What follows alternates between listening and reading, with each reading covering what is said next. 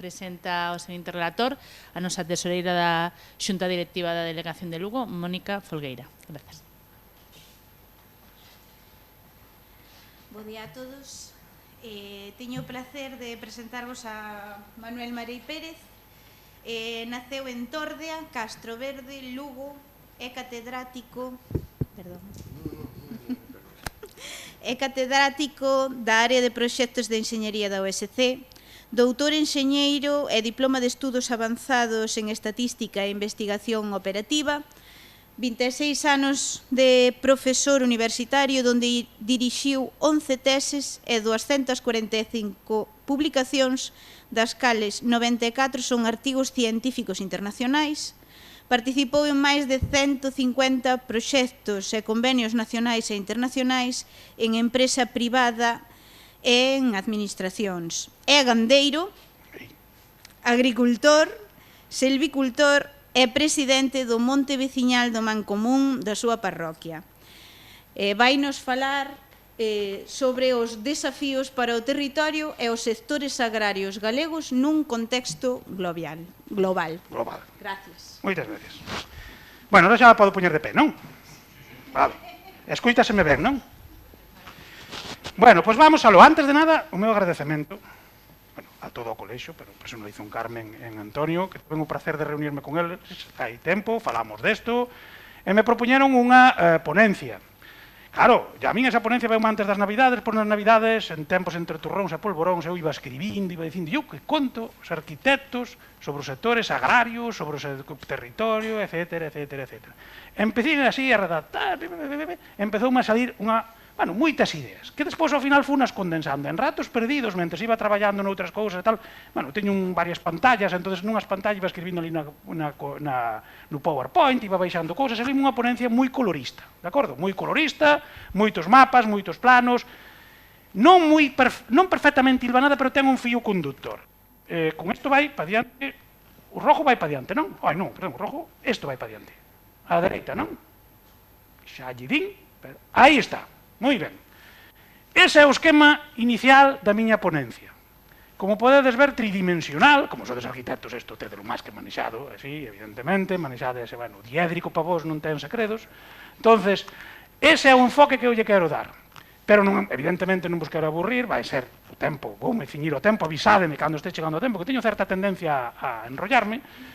Entonces, o enfoque vai ser ese, empezar demográficamente a nivel mundial, ir descendendo do mundo, Europa, España, Galicia, Lugo, avanzar tamén no ámbito económico, territorial e facer esta perspectiva temporal, os análises espaciotemporais, ano 2000, 2024, que é onde estamos, é 2030. Bueno, como dixen, non vou ser exhaustivo en todo eso, pero sí que quero que despois saquedes daqui algunhas ideas forza. Eu sempre, agora, estou cambiando moitas cousas, 26 anos de docencia, e agora empezo aos meus alumnos, que teñen as asignaturas, arrancolles o primeiro día, poñolles unha transparencia e digo, esta é a asignatura. En unha transparencia está a asignatura, de acordo? Entonces, nesa transparencia intento sintetizar o que é a asignatura, entón xa saben o que se enfrentan e despois vou, e digo, mira, pero cada unha destes puntiños leva N horas e desarrollámolas desa maneira. Bueno, pois isto é do que vou a falar, pero non vamos a facelo, insisto, sistemáticamente. Bueno, población. Eu falarei de futuro. Falaremos de pasado, falaremos de presente, falaremos de futuro. Según a ONU, eso é o que nos espera no futuro. Pois situádevos, nós estamos xa aquí, a ver, o rojo ves aquí, nós andamos por aquí. Eso é a población mundial, as perspectivas da población mundial. Crecemento de poboación. A poboación é o elemento fundamental en cualquier proceso que tú queiras planificar. Os efectivos cos que contas. E eses van ser os que nos vamos a ter a nivel mundial. E ese dato vai incidir definitivamente no que nos fagamos no noso territorio galego, porque non se algo temos é territorio galego. Doulle pa diante. E iso é Europa. Iso é Europa. Esas son as previsións para Europa. Bueno, as realistas, é dicir, hacia onde vamos? E aquí teñes en conta xa fenómenos migratorios, que evaluei a ver se isto solamente nacementos vegetativos ou crecemento vegetativo. Non, é a previsión que hai para Europa. Eu supoño que certas condicións irán cambiando. Pero, evidentemente, isto é no que nos encontramos. Estamos casi no máximo poboacional de Europa e a partir de agora vedes que coñemos a tendencial cos seus intervalos de confianza, vemos que vai a descender. O sea, se descendemos a Europa, teremos menos poboación. Pero vamos a desagregar un pouquiño máis. Isto é España. Isto é España. Isto é a provisión de poboación de España que teremos que alimentar cos nosos sectores agrarios, porque a xente ten moitas cousas, e os arquitectos facedes casas, pero a xente ten unha costumbre, boa ou mala, comer todos os días, e comer 2 ou 3 veces, e a xente lle gusta comer ben se pode, de acordo? Entonces, esta xente é a que hai que alimentar, e como podedes ver, aquí, no ano 2100, que, home, iso xa que nos quedará un pouco máis lexos os que estamos aquí, pero no ano 2050, que estamos relativamente cerca, facede o dato da poboación que esperamos ter en España. No 2100 volveremos ao ano 1950, máis ou menos con eses datos. Ollo, pero non co mismo tipo de poboación, non co mismo tipo de poboación que é o que vamos ver agora. Non ten nada que ver a poboación dos anos 50 e a pirámide poboacional, que non entro nela, que a que vamos ver a continuación.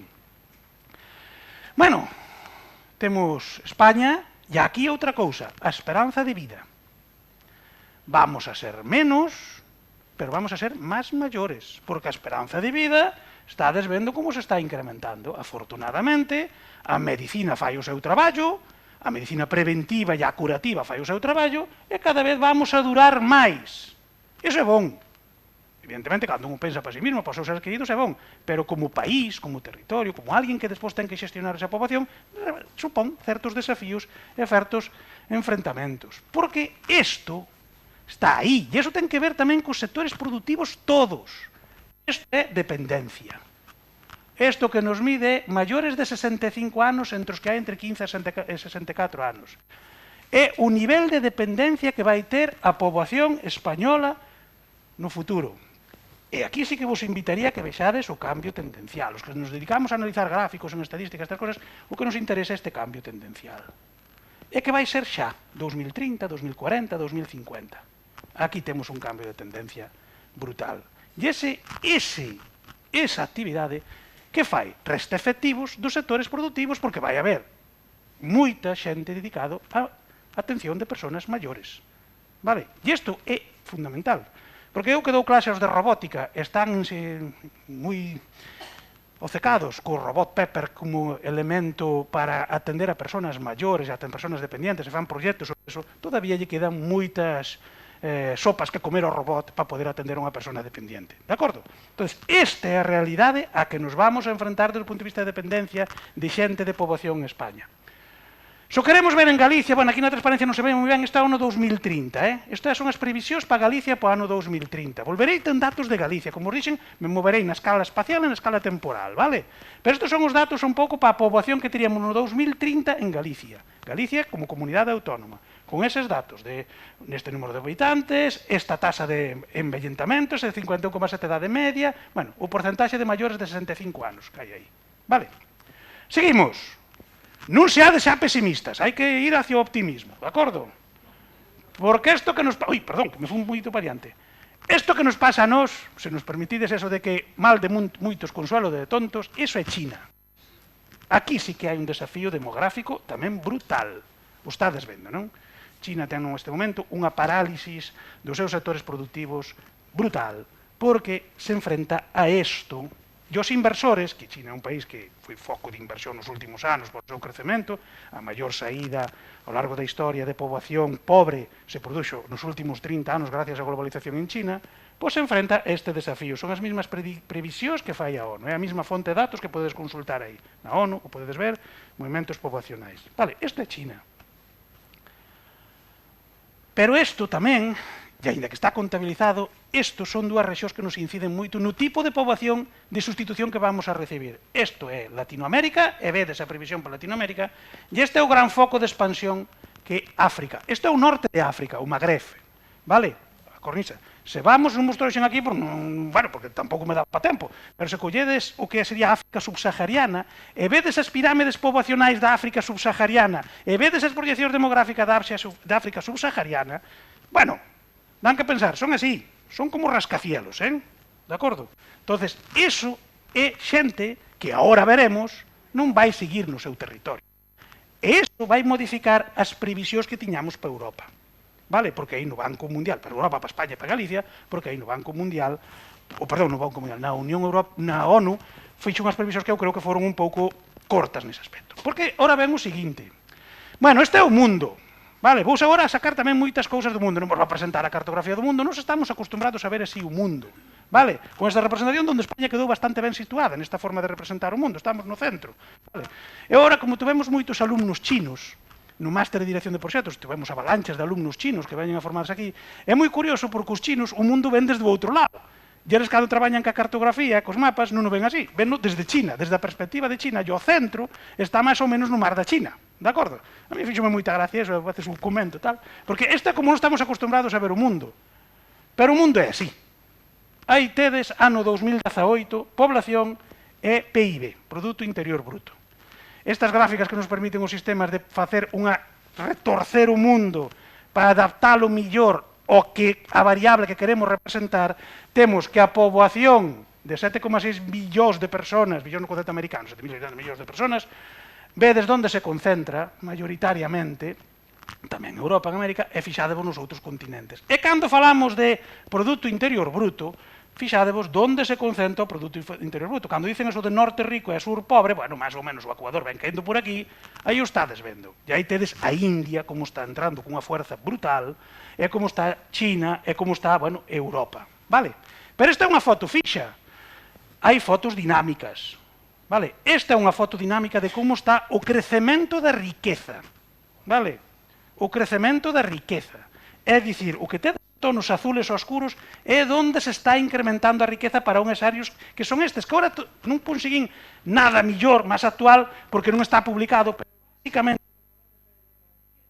a ver, concentrada é a dimensión, e o color, o que nos dá, é onde se está incrementando a riqueza, de acordo? A riqueza como Produto Interior Bruto. E aquí vedes, unha vez máis, a zona asiática, que é onde está indo toda a actividade económica nestes momentos, especialmente o sudeste asiático e os tigres asiáticos, porque China, como vistes, ten un problema demográfico que vai frenar a expansión que leva visto. Vale, todo isto é unha visión global do mundo, seguiremos avanzando, porque eu non quero comer o tempo. A ver, se alguén me interrompe na presentación, non pasa nada, Eu paro, despois me devolvedes o tempo na fase de debate, e xa está. Bueno, como vos decía, estas van ser outra forma xa de ver o mundo na representación cartográfica que estamos acostumbradas, pero con outros indicadores. O Índice de Desarrollo Humano no 2021, tamén da ONU. Vale? Ese Índice de Desarrollo Humano nos dice que o índice este, canto máis baixo, máis desarrollo hai. Aquí tamén hai salvedades nos países, non vou entrar neles, non vos quededes con algúns, por exemplo, Ucrania salta aí moito, unha serie de cosas nestes índices, pero basicamente o que nos está dicindo que as zonas onde non hai desarrollo humano están aquí, que a súa vez coinciden cas zonas onde a poboación se está incrementando máis. É dicir, esa xente son moitos, son novos e son pobres, de acordo? E agora teñen medios para escapar. Vale? Seguimos. Vamos, muchacho. Ahora sí que yo a la derecha, Ah, para ali. Non dices para nada. Ai, perdón, aquí creo que me pasei un. Dalle para atrás. Dalle para atrás. Non me pasei un. Sí, o índice de pobreza.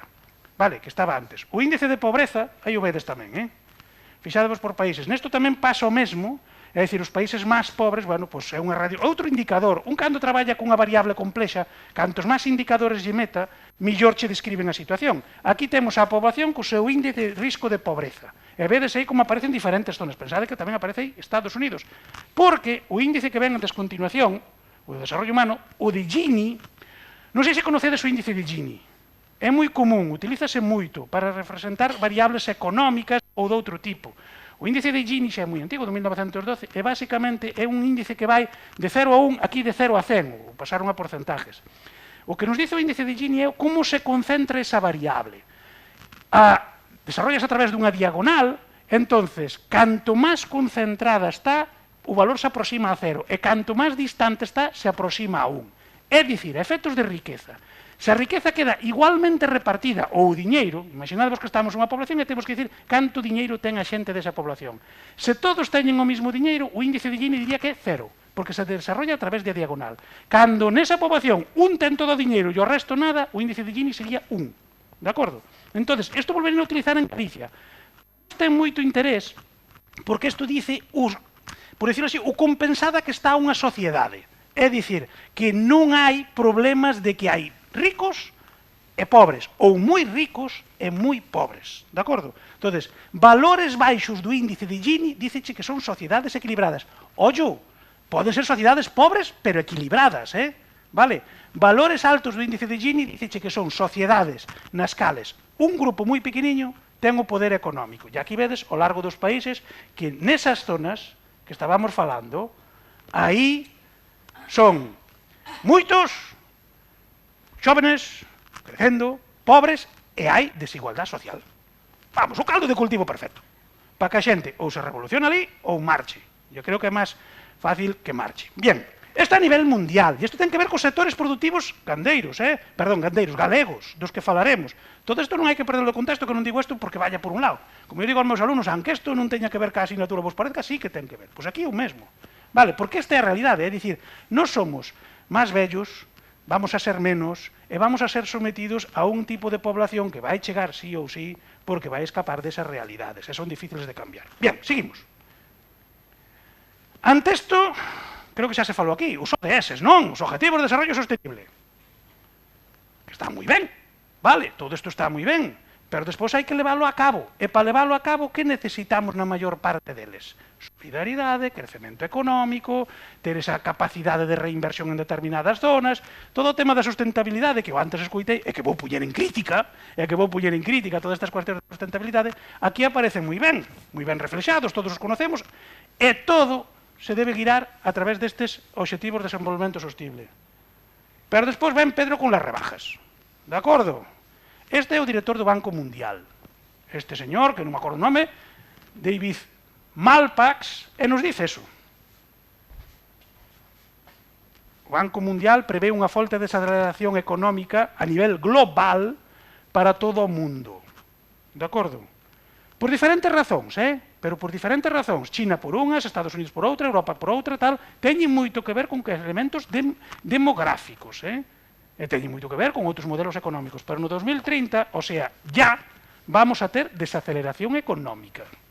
Vale? E iso témolo que ver tamén no que nos estamos vendo, na realidade na que nos estamos movendo, e, como vimos demografía, ahora vemos a economía. Non vamos a profundizar moito nela aquí, pero é o que se nos prevé. Cambiamos de contexto, nos vamos acercando, como os dixen, bien, e Europa que? Pois Europa aí vai indo, de acordo? Aquí tedes este que é a importancia do PIB da agricultura. Eso quere dicir que aí estamos falando de comunidades autónomas, e sabedes que as NUT, é a forma de colocar as estruturas administrativas en Europa, que é moi desequilibrada, porque os tamaños son moi distintos, dos Länder, as provincias, as comunidades autónomas, pero nos representa, neste caso, o PIB. Que nos está dicindo? España, Portugal, algunhas zonas do interior de Francia, e iso ten que ver cas manifestacións que xurden agora en Francia, e despois, que tens que volver a falar, os países do oeste. Vale, estes que chamábamos pecos antes, de acordo? É dicir, os que entraron da antigua zona soviética, vale? Aí é onde o PIB porcentualmente ten importancia, é dicir, a agricultura todavía ten peso nos sectores, na economía, no país, na sociedade, vale? Vamos ver outro indicador. Isto é o tamaño económico das granxas. Aí sí que non vades ver nada, vale? Porque queda un pouco lexos, é difícil de ver. Pero para que vos fagades unha idea, estes círculos nos miden ese tamaño económico que tedes aquí, que basicamente, eu tamén me acerco, porque xa estou medio miñoto, podo mover, non? Temos menos 8.000 euros, sería o verde, de 8.000 a 200. É o tamaño económico das explotacións, das granxas. É dicir, a dimensión económica da granxa. Como podedes ver, claro, aquí nos distorsiona moito, porque o tamaño económico tamén ben medido polo círculo, nos distorsiona moito o tamaño das NUTS, vale? Porque seguimos falando de NUTS 2, comunidades autónomas, en Alemania, Holanda, por aí, son de pequeno tamaño. Pero podedes ver claramente que nas zonas do granxas son máis pequenas, as explotacións son máis pequenas, é dicir, son propietarios de pequena dimensión que están se beneficiando, en principio, de casi están na agricultura de subsistencia, e agora onde van os esforzos económicos da Unión Europea para modernizar a agricultura. Todos estamos oindo, mellor vos non, porque non é do vosso colectivo, que as inversións fortes se están facendo en Polonia, en Rumanía, en Hungría, neses países para a produción agraria, que compite directamente cos nosos sectores productivos. De acordo? Vale? Entón, aquí está unha zona que son granxas pequenas e todavía ten peso económico no sector, e nós aquí estamos, isto é Galicia. Douvos un dato de Galicia, porque hai outra transparencia despois, que ten que ver con isto. Mirad, en Galicia, o 5,3% das explotacións teñen menos de 8.000 euros de dimensión económica. Serían agricultura, digamos, de subsistencia. Hai un 47% que está entre 8.000 e 250.000 euros e outro 47% que ten máis de 250.000 euros de dimensión económica anual desas explotacións.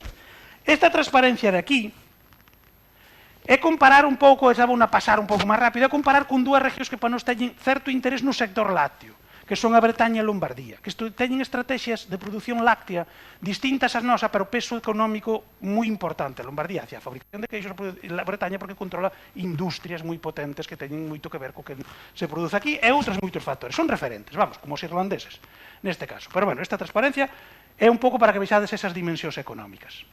Ben, agora tedes aquí tamén o porcentaxe do empleo do sector agrario, que é outra variable económica da Unión Europea que é bastante interés. Vimos, por un lado, o PIB das explotacións, o tamaño das explotacións que generan, donde teñen realmente actividade e donde se están xerando, ben, empleo familiar, concepto de granxa familiar europea de toda a vida, o que vivimos aquí, explotacións familiares, ou empleo que contratan, que están contratando a xente.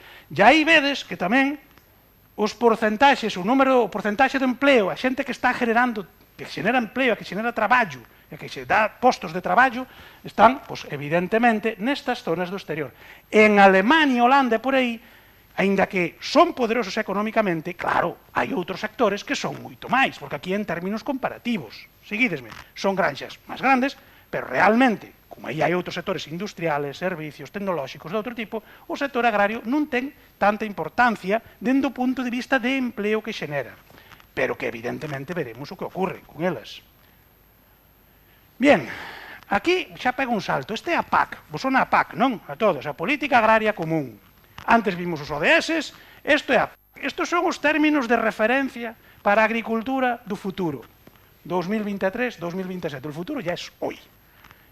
E isto explica o que estades vendo agora xa nos medios de comunicación masivos, os que estábamos máis avezados desde hai un mes e pico nas redes propias, do que estaba pasando en Alemania, o que está pasando ahora en Francia, o que vai pasar en Rumanía, o que vai pasar en todos os lados, porque esta é a causa. Non é outra, Poderán dicir que é o grano de Ucrania en Rumanía, vale, ese é un factor puntual, poderán dicir que é o gasoil en Alemania, poderán dicir que en Francia é porque o primer ministro non lles dice o que queren, esta é a realidade. Isto, que tamén como os ODS sona moi ben, cando tú tens que levar a túa actividade agraria productiva, xa non é tan fácil de facelo, vale? E desto é, pois, bueno, podemos ir vendo, asegurar ingresos justos, está moi ben, incrementar a competitividade, eso é imposible. Se tú, e todos o sabedes, eres moi bon sostiblemente, non podes competir con Sudáfrica, nin con Marruecos.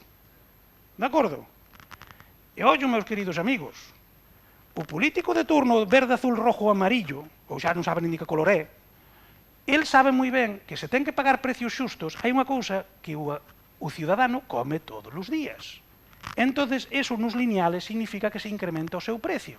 Eso significa inflación, e xa sabedes que é o ogro que nos van a comer a todos. De acordo? Entonces, para evitar a inflación, se baixan os controles arancelarios aos produtos que veñen de fora da Unión Europea.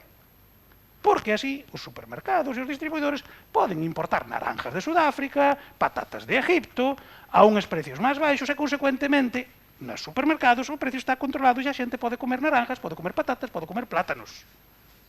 De acordo? Pero a costa de que? Vale.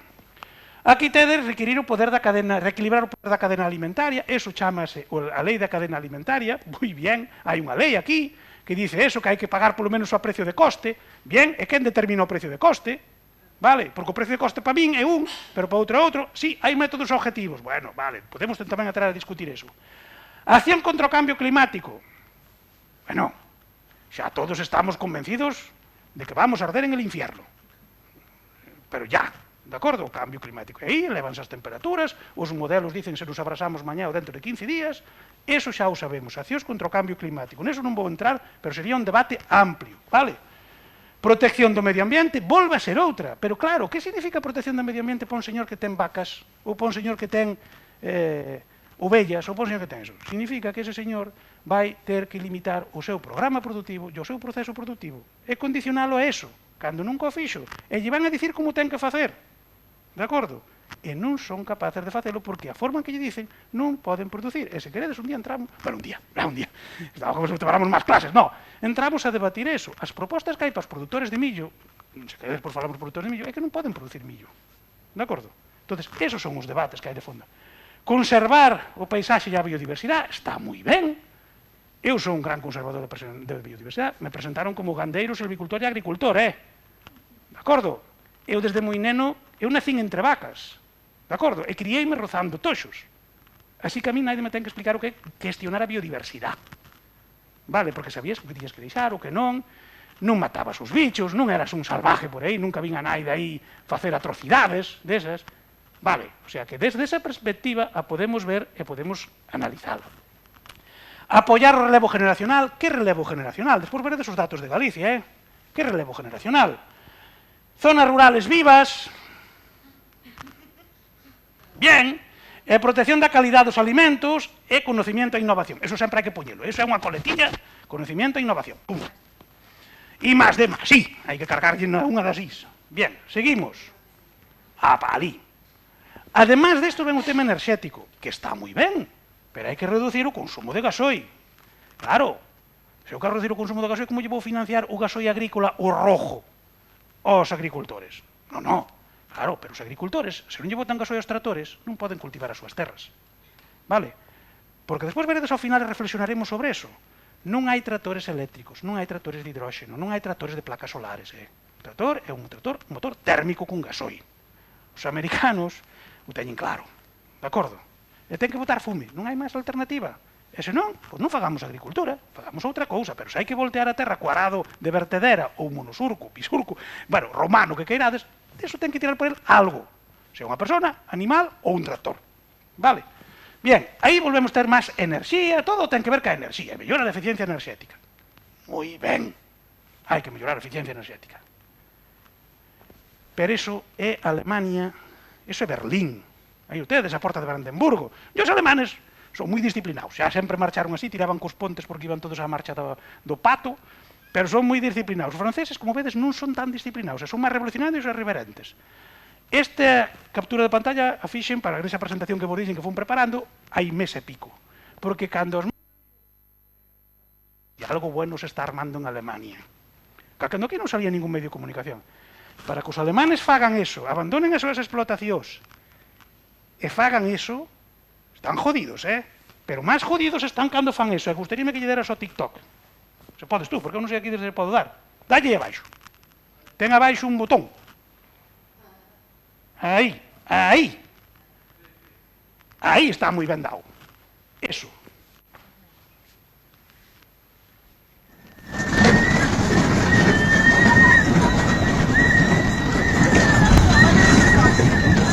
Eso podría ser eu aí 40 ou 40 tantos anos. De acordo? Porque iso é o que está en futuro. Iso é o que está en peligro. Iso é unha tractorada infantil que veo centos en Alemania, non o veredes nas medios de comunicación. Porque isto jode. Ver a un francés tirándolle purín ao ministerio, eso, bueno, hombre, mira, estos franceses non saben controlarse. Vale. Ver aos franceses bloqueando camións españoles e dicindo, ti queimaron non sei cantos camións. Ai, que malos estos franceses. Eso son pueblos alemanes. Eso sí. Vale, pero son os seus fillos. Vale. Se eso non... Vale. Seguimos. Bueno, xa non sei para que lavarlle. Vale. Aí. Vámonos a España. Bueno, espero que non me habrá pasado ninguno. No, sí, bien, moi bien, gracias. Isto explica o que está pasando. E ollo que eso empezou, Eso empezou. Non, se queredes despois no debate, vémolo máis, pero eso empezou. Pero para que os alemáns se movan así, para que os franceses se movan así, eso non ten nada que ver con que lles baixen os céntimos no gasoil. Viste esa dimensión económica das granxas alemanas? Viste esa dimensión económica? Lle importa un alemán unha mierda que lle baixen 12 céntimos o litro do gasoil no tractor. O que lle importa é que alguén lle impoña e lle diga que ten que facer eso. E lle diga que os seus fillos non poden facer o que eles fixeron. Eu estuve facendo estancias en Alemania, en Austria. Eu, cando falaba con alumnos de FP de ali agraria, dicíanche, e tú que queres ser de maior? E preguntas, quero ser agricultor como foi meu bisabuelo, como foi meu abuelo, como foi meu pai, e como quero ser eu. Así que todos estes políticos e tal que están dirixindo desde Bruselas están atacando o cerne de o que queda da cultura europea. De acordo? Entón, iso é a realidade. E despois, se queredes, tamén o discutimos. Por eso. Eso é España. Porcentaxe de población maior de 18 anos. O rojo é o malo. É aqueles que teñen maior nivel de poboación máis maior. Non vos vou dicir onde está. O noroeste. Isto foi tradicionalmente así? Non, isto foi que nos sentou mal a entrada na Unión Europea, basicamente. Porque, olles, o noroeste quedou aillado e os nosos sectores productivos foron especialmente machacados. Bien, seguimos. Eso tedes renta de hogares. Fixadevos, aquí temos outra diagonal distinta, é a diagonal da pobreza. Vale, que vedes que é a diagonal que vai aquí, ñac. Estes que protestan tanto, e estes que protestan tanto. Aí ustedes, renta dos hogares. Carallo, creo que argumentos para protestar teríamos máis noutros lados, Vale, iso é o que temos aí. Pero hai outro índice de Gini que volvemos a poñer aquí. Bueno, este é o porcentaxe de población con renta menor de 7.500 euros ao ano. E fixadevos, aí a radiografía é distinta. Porque nós somos pobres, pero non tanto. De acordo? Todavía ainda temos. Aquí tamén me gustaría ver o tema da economía sumerxida, Porque a economía sumerxida, que se calcula con 20% en España, non se reparte igualmente por todo o territorio. Porque 7.500 euros ao ano, eu creo que é unha cifra bastante baixa. Vale? Seguimos. Vai, para ali. Este é o índice de Gini. Non vos explico o índice, pero ven a dicir que aquí, en Galicia, xa expliquei antes, aínda que estamos nas rentas máis baixas, a nosa sociedade é relativamente das máis equilibradas de España.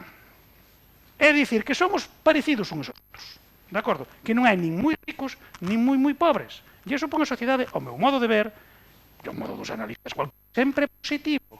Porque te mantés homoxéneo. Alguén dirá, bueno, pero iso tamén evita revolucións e os cambios, tal. Sí, vale. É certo, pero en principio estamos ante unha sociedade que, se comparades no contexto español, fixadevos que noutras zonas que sí que hai máis riqueza en torno de Madrid e tal, son moito máis desequilibradas. Vale? Esta radiografía, evidentemente, pode cambiar moito co efecto da emigración, e a emigración tamén non vai a todos os sitios igual, co cual aí podría cambiar, pero o dato do 21 é un dato moi interesante. Vale? Seguimos. Bueno, baixamos a Galicia, poboación. 2 anos moi cercanos. Sobre isto quería destacar algo que non vedes, pero que vos leo desde aquí, fixadevos. Aquí, no ano do 2004, en núcleos que tiñan menos de 2.000 habitantes, había un 26,67%. Núcleos, concellos, perdón, E no ano 2021 hai un 38%, vale? E no ano 2004 hai un 10,16% nos de máis de 15.000 hasta 300.000, e no de ano 2021, que é o segundo dato, hai un 11,78%. É dicir, en Galicia se está abandonando os núcleos intermedios. Ou se quedan baixo de 2.000 habitantes, fixadevos que subiu dun 26 a un 38, ou se van as grandes vilas, porque estamos dun 10,16 a un 11,18. Son os mesmos núcleos, os mesmos concellos, e cambian de posición na gráfica. Entendedes? É dicir, houve concellos que perderon por debaixo de 2.000, e son cada vez máis, e houve un cambio un pouco maior, pero moito máis pequeno, porque son menos, os que aqueles que ganaron población e se incorporaron de 15.000 para arriba. Vale? É unha información, unha vez máis, demográfica a escala municipio. Xa vos dixen que eu iba a moverme poboación a diferentes escalas e variando no tempo. Renta media. Aí tedes a renta media galega. Vale? Para os diferentes concellos. Todo isto podes consultar no IGE. Ademais, o IGE agora ten unha aplicación moi boa que xa te fai os mapas. Antes nos tiñamos que descargar nun GIS e facelos nós. Agora xa o faz ti directamente nos mapas. E ten N 1000 indicadores. Bueno, aí tedes a renta media de Galicia, en canto se sitúa.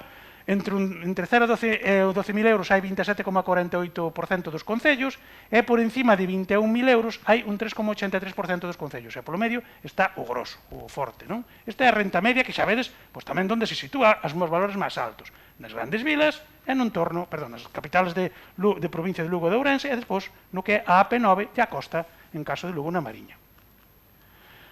Mirad, este é un... Oi, perdón, espera, para atrás. Este é un pouquiño máis complexo de explicar, e vou dedicar un minuto, pero se queredes algún ten interés, sondeade nesto, que é a relación entre cotizacións sociais e prestacións. Básicamente, este indicador o que nos está dicindo é naqueles concellos onde se reciben pensións frente a aqueles onde cotizan traballadores, vale? O dato, aínda que hai que traballar moito nel, e non suma en todo o conxunto, porque non hai de todos os sitios, sí que neste variable sí que sumaba.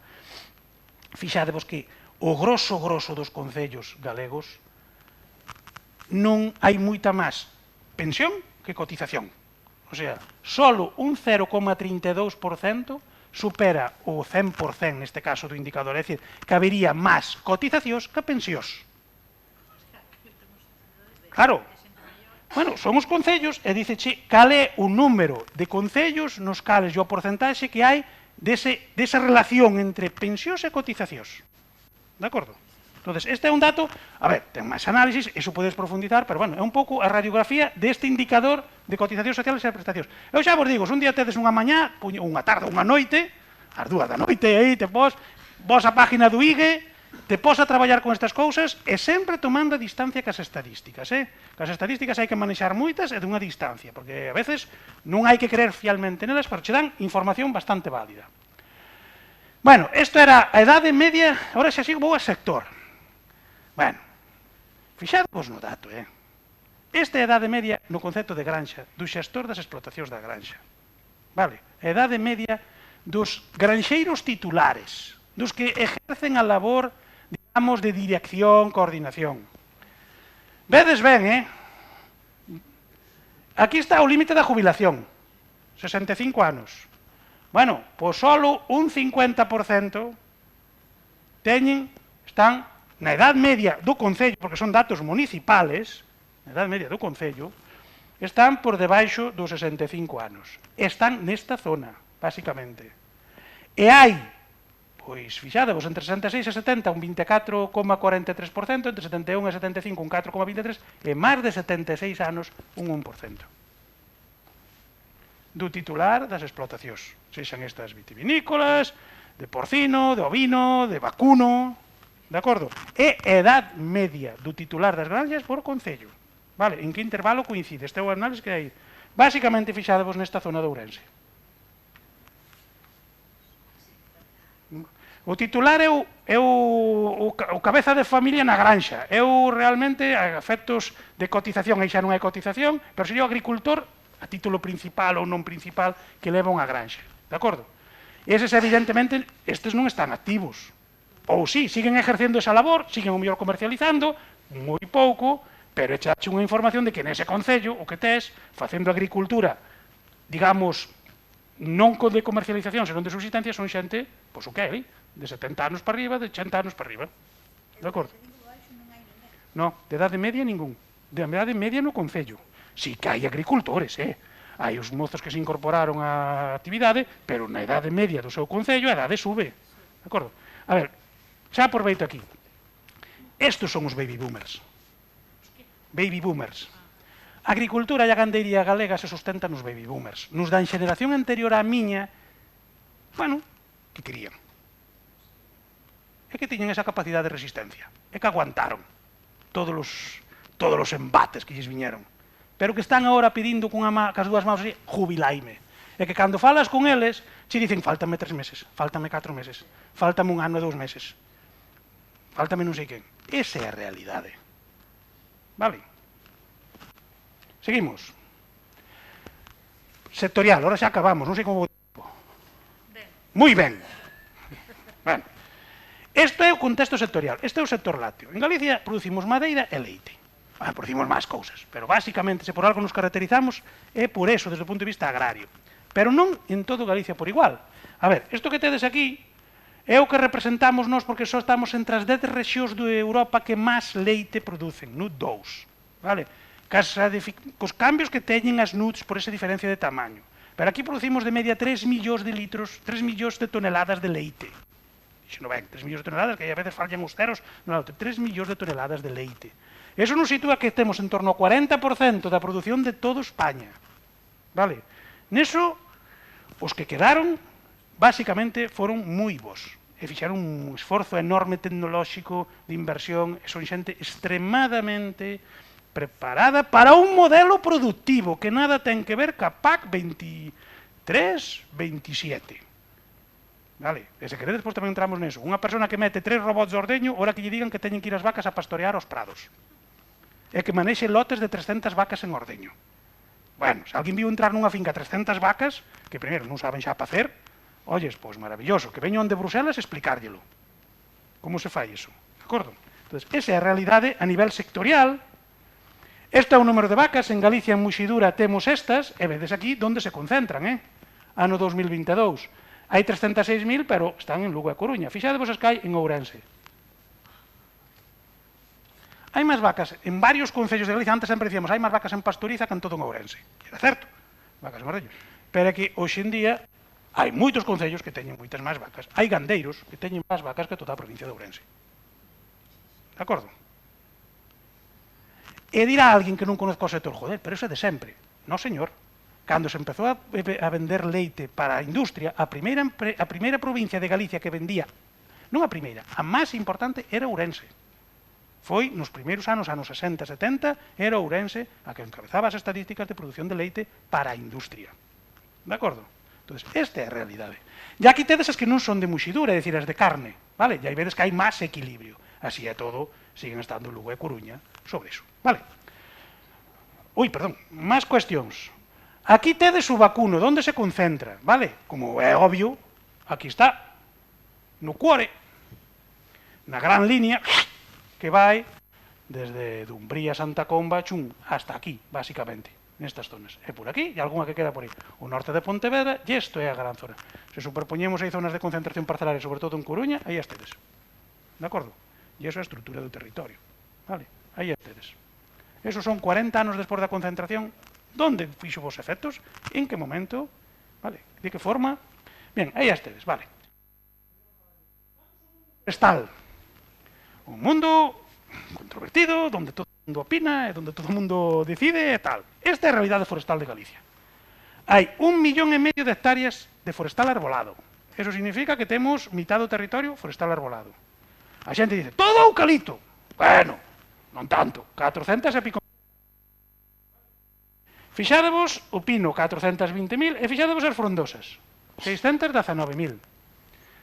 Bueno, é que a xente lle deu por plantar carballos e castiñeiros, non sabían que facer, e todos os sábados e domingos a plantar carballos e castiñeiros. Eso é fruto do abandono. Por o noso clima, a nosa edafoloxía, se tú abandonas unha terra, primeiro tes ervas, despois tes toxos, matorrales, despois tes árboles, os do entorno. E cales son os do entorno? Básicamente, frondosas que se reproducen facilmente desa maneira. Claro, alguén pode dicir, que éxito, vamos polo camiño das frondosas. Bueno, o analizaremos. Bueno, xa vedes, non vos vou explicar isto, a cornisa todo este eucalipto, despois temos piñeiro, e despois todo isto que tedes morado, que é iso, é frondosas. Ben, seguimos. Ui, perdón, coño, que non lle acabo de ter. Mira, esta é unha estadística moi boa, porque o mundo do forestal se comporta de maneira distinta ao mundo da agricultura e da ganadería. Vale? Aquí o que tedes é onde está a corta da madeira, a produción que tedes neste lado. No, sí, neste lado. Onde está o lugar da corta do propietario? Onde están as fincas que se corta a madeira? Vale? E vedes que todo se corta no norte. Pino e eucalipto. Porque o 90% da madeira que se comercializa en Galicia, pois dese 90%, o 55% é eucalipto e o un 45% é pino. De acordo? E incrementándose cada vez máis o de eucalipto, porque é o que demanda a industria, e é o que valoriza, e é o que ten un precio. Isto de aquí. E aquí tedes a residencia. Onde está o propietario que cortou a madeira? Onde vive? Este é onde están as fincas, e vedes que está aquí, e onde vive? Fixádevos Lugo, fixádevos a Coruña, fixádevos Santiago. Entendedes o mapa, non? Forestal que corta noutros concellos e que reciba rentas na súa ámbito urbano, porque o forestal permite eso. E eso vai en incremento. De acordo? Estes son datos do 2021, e eso vai en incremento. É dicir, en Lugo non se corta moita madeira, pero se cobra moita madeira. En Coruña, evidentemente ali cortan pouca madeira, pero cobran moita madeira. E o mesmo iso ocorre en Santiago. De acordo? Que cosas tiene la vida, Dende logo. Bien, feito este diagnóstico, este percorrido, vamos ás propuestas. Vale? E aquí, canto me queda? Tes media hora. Oh, bueno, media hora. Ya está resolto, media hora, sobrame tempo. Hai uns minutos máis. A ver, as propostas que fixen eu nas propostas. O que fixen foi, aquí se falou de planes, bueno, algo se contou no currículum, bueno, Antonio, traballamos en algunhas cousas, eu levo uns cuantos anos traballando en plans. Bueno, que podo dicir que creo que todos están dormindo nun armario. Entonces, vou a falar de eso, de plans que fixemos. Cousas que sacamos. Despois vos falarei de que eu, como xa perdín a esperanza neso, aínda que continuamos, porque un é cabezón, entonces, creo que hai outras cousas que debemos facer e podemos facer para cambiar esta dinámica. Bien, o primeiro plan do que vos vou falar é un que nos encargaron hai anos, no 2010 aproximadamente, que eu, bueno, non entredes moito neso, despois xa vos explicarei, puxen esa transparencia, pero tampouco se ve moito. Ese é o Plan Industrial de Galicia. Non lo encargaran a xente, bueno, do momento do IDEGA, de outros ámbitos, e nos fixeron ese plan que era toda a industria de Galicia, a ver hacia onde vai, como vai, nos fixemos todo o análisis espacial, e fixemos tamén todo o análisis de participación, que aquí se falou, e falarei despois do traballo específico que desarrollamos neso. É dicir, nos fixemos análisis espacial dos polígonos industriales, das industrias, onde estaban localizadas, accesibilidade, bueno, todo o que tiría que ver ca estrutura espacial da industria galega, e despois tamén o que contaré a continuación. Este plan atinxía todos os sectores que tedes aquí, da industria, o textil, toda a industria de Galicia, automóvil, etc. Bueno, neste plan, además da parte de análisis logístico, desarrollamos este esquema de metodoloxía alumnasa que deu como derivado unha tese de doutoramento, da Alexia.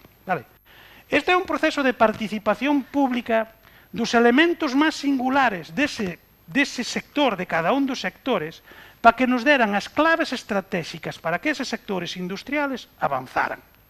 É unha metodoloxía basada en dúas estructuras nas que tiñamos certa experiencia. Proxectos Delphi, as técnicas Delphi supoño que vos sonarán a moitos, que son as técnicas propositivas, onde a xente fasas unha ronda de entrevistas e van opinando, e nos inventemos outra que non é tan conocida, que é a Ground Theory. Eu, no seu día, desarrollei unha tesis en Alemania con Gloria Domínguez sobre o tema da Ground Theory, que é outra teoría, outra forma de saber o que a xente opina, pero tirándolle do fondo. É dicir, tú cando entrevistas a xente, cando te reúnes ca xente, a xente che conta moitas veces o que quere contarche. Primeiro porque a xente é así, entón tens que acertar moi ben ca xente que sabe e que quere contar. Xa son dúas cousas, dúas variables a ter en conta que che deixa un núcleo moi pequeno. E despois tens que ter a técnica adecuada de extracción de información. Grounded é unha técnica adecuada de extracción de información. A título anecdótico vos direi que Grounded foi desarrollada en Estados Unidos nos anos 60 para extraer información de xente que estaba morrendo. E que sentía? Entendedes? Porque se te basa nesa idea de que a xente aí ten que contarche, vaciarse, por dicirlo así. Entón, a xente que entrevista, que faz entrevistas, ten que estar formada, preparada. Bueno, ten unha serie de características, de maneira que a información que che dá é unha información moi pura. Non vou entrar neso, a teoría de Grounded, temos varias cousas publicadas sobre eso. Bueno, esta metodoloxía toda alumnasa é motivo, temos un registro, unha patente sobre isto, e vedes que aquí aparecen os druidas, os keltois, esta é mitoloxía celta. Quixemos dar eses nomes, porque, así, para que facer o que forse propia, pero basicamente isto consiste en, vamos a un sector, o sector agropecuario. Quen sabe do sector agropecuario? Esta persona. Que intereses teñen estas personas? Pois este é director dunha empresa, este tal, este cal. Este non nos vale, este non nos vale, este non nos vale. Búscame xente que sepa, que teña experiencia, que vaya dicir unha verdade sobre eso, ou que nos consideramos verdade, porque non ten intereses a priori, e despois sometémolo a unha entrevista de varias horas. Son varias horas de entrevista, ten que estar disposto a eso.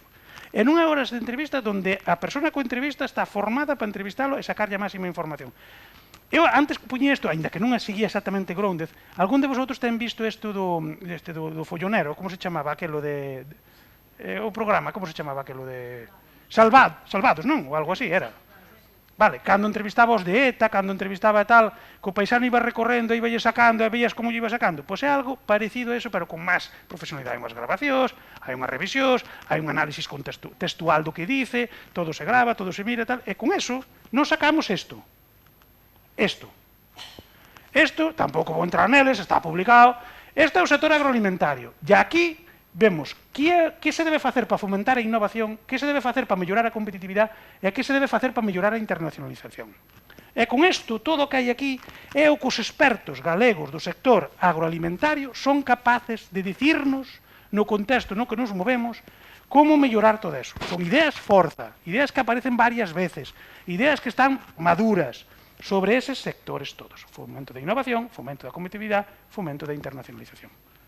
Este é un mapa real, final, que sale de todo este proceso metodolóxico onde entrevistamos, pois, se mal non recordo, teño aquí atrás, entrevistamos 15 personas na industria, 21 personas relacionadas co ámbito forestal, non sei cantas do turismo, 4, esas que hai aí, de acordo? E isto é o do forestal. Este é o sector do forestal. É o mismo esquema, por onde debe ir a nosa innovación, por onde debe ir a nosa competitividade e por onde debe ir a nosa internacionalización. E son as ideas que salen de aí. Eso foi o que fixemos para o Plan Estratégico Industrial de Galicia, que se entregou, e que, bueno, supoño... Bueno, a parte logística e eso, utilizarán para algo, por lo menos para meterlo nunha página web, porque tiñan todos os polígonos industriales, que as súas capacidades, cantas empresas había ali localizadas, e, home, algo de utilidade eso lle darían, ya distancias a carreteras, bueno, a serie de análisis. E isto servía un pouco para conocer, nun mapa mental moi sencillo, o que está pasando nun sector tan complexo como cualquiera destes a nivel galego. Pensade que o sector forestal, o sector agroalimentario aquí son sectores potentes. Fixáronse para varios, non? Ben, eso foi un plan a nivel galego. Este é outro que vos quero falar. Antonio, este creo que o identificas, porque estás nun dos autores, aquí, por aí andas, na ordenación do territorio. Este foi o plan estratégico da provincia de Lugo, que nos encargara a Fundación Caixa Galicia, no seu día, hai anos, para a Diputación. Este non é o último, este é o anterior, porque o último tratei de hacer e non puiden.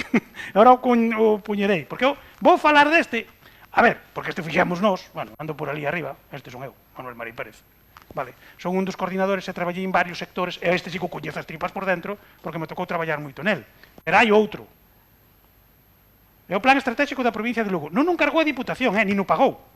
Pagouno a Fundación Caixa Galicia, que eso tamén é interesante, porque naquel momento... Bueno, todos sabedes a Caixa Galicia, o que significaba, pillou no xusto no proceso de fusións, pero a Fundación Caixa Galicia naquel momento, de feito, cando tuéramos reunións co que era o seu presidente, que era este que levaba tantos anos sendo presidente de Caixa Galicia, el quería saber se Lugo tiña oportunidades, non tiña oportunidades, desde a visión dun banco.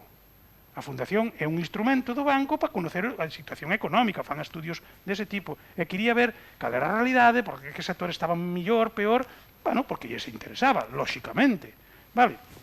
Entonces, este é o que hai agora, pero eu tratei de comparalo, pero a verdade é que intentei descargalo e non puiden. Este é o que hai hoxe en día na página. Bueno, hai, eu non puiden, dame error.